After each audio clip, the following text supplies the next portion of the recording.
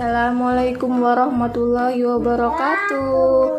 Selamat pagi teman-teman. Hari ini Aufa mau eksperimen mudah sains untuk anak, membuat gelembung lava. Alat dan bahannya apa aja, Aufa? Ada baking soda, ada cuka, ada sabun, ada gelas, ada pewarna makanan, ada sendok untuk pengaduk, dan ada piring.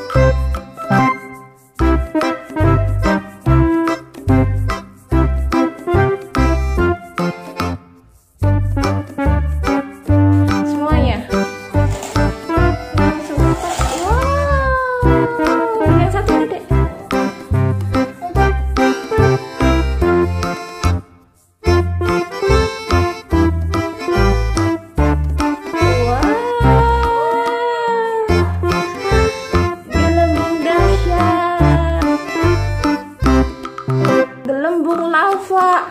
Wow.